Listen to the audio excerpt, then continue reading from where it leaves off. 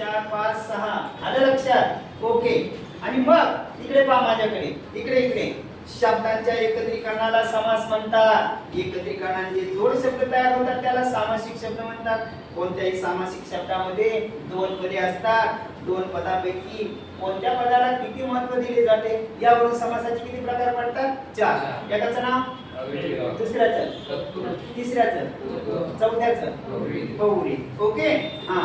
आता ज्या समासामध्ये सामासिक शब्दातील पहिलं पद हे अर्थदृष्ट्या प्रधान किंवा महत्त्वाचं असतं त्याला काय म्हणायचं अव्ययभाव समास मग तुम्ही म्हणाल कसं उदाहरण वर्गात गैरहजर विद्यार्थ्यांना शिक्षा होते कोणाला शिक्षा होते रे हे कोणतं पद आहे पहिलं आणि हे कोणतं पद आहे दुसरं वाचा बरोबर वर्गात हजर विद्यार्थ्यांना शिक्षा होते हजरला शिक्षा होते का चुकीचं आहे कोणाला शिक्षा होते गैरहजर म्हणजे कोणतं पद महत्त्वाचं आहे पहिलं पद महत्त्वाचं आहे पहा दुसरं एक उदाहरण लिहितो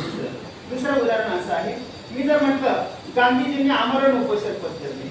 कसं उपोषण पत्करलं आमरण म्हणजे मरेपर्यंत कसं मरेपर्यंत हे कोणतं पद आहे रे पहिलं आणि हे कोणतं पद आहे दुसरं आता वाचा बरं गांधीजींनी मरण उपोषण पत्करलं मेले उठून उपोषणाला बसले शक्य आहे का असं कसं कोणतं पद महत्त्वाचं आहे आमरण आ ज्या समासामध्ये सामासिक शब्दातील पहिले पद हे अर्थदृष्ट्या प्रधान किंवा महत्त्वाचे असते त्या समासाला काय म्हणायचं अव्ययभाव समास म्हणायचं द्राक्षाच्या पानोपानी आली लागली पानोपानी पानोपानी म्हणजे कसं रे प्रत्येक पानाला लक्षात येतं ना म्हणजे इथं कोणतं पद महत्त्वाचं आहे पहिलं इथं दुसरं पद महत्त्वाचं असतं सामासिक शब्दातील दुसरं पहा माझ्या आईने घर जावई केला काय केला माझ्या आईने घर जावई केला आता घर जावई म्हणजे काय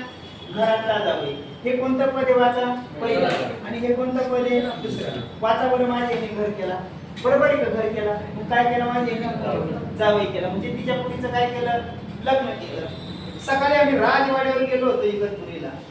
कुठे गेलो होतो राजवाड्यावर हे कोणतं पद आहे राज आणि हे कोणतं पद आहे दुसरं वाचा बरं सकाळी आम्ही राजवाड्यावर गेलो होतो म्हणजे राजदूत गाडी आहे का तुमची आता वाचा सकाळी आम्ही बाई वाड्यावर या आहे ना